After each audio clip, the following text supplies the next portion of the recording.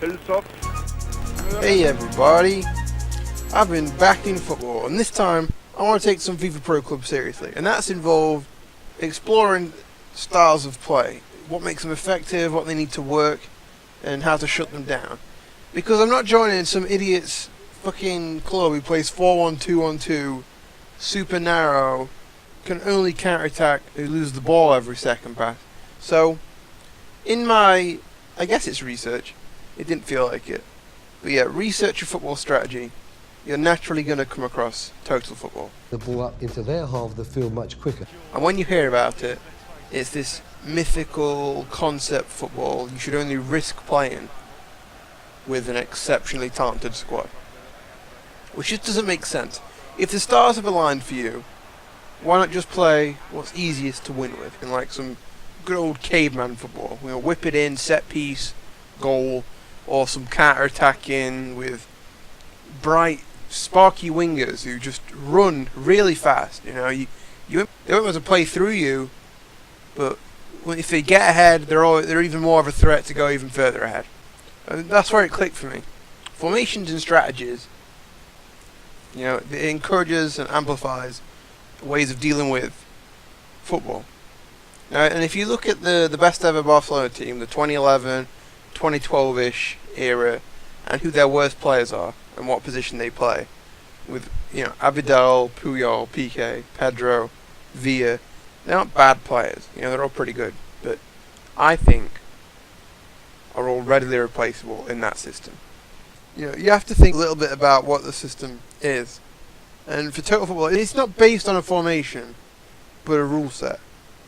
And that makes it dynamic. The most obvious bit is how they defend.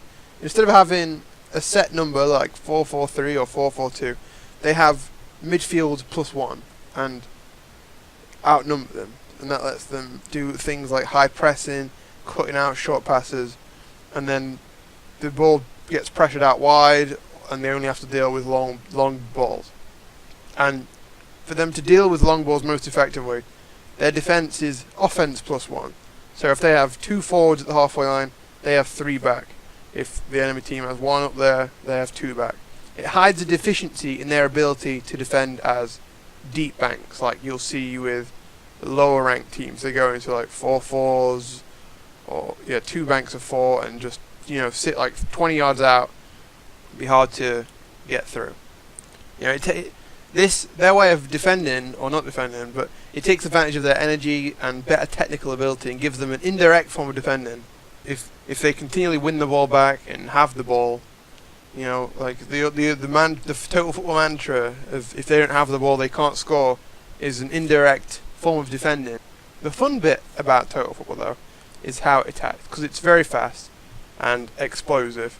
And what it's based on is using pivot players who are in the centre. Xavi and Messi for Barcelona, they play with their back to goal and have 2 cut / wrap foot passes. They call it reverse passes, but I don't like that term because it doesn't make any sense.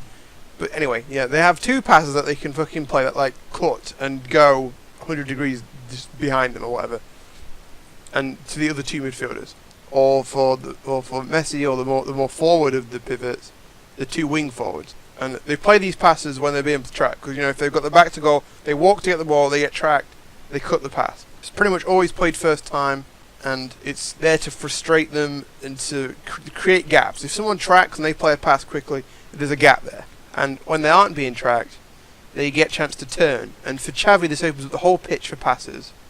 From the centre of the pitch with a formation like they play, you have 7 options to play a pass.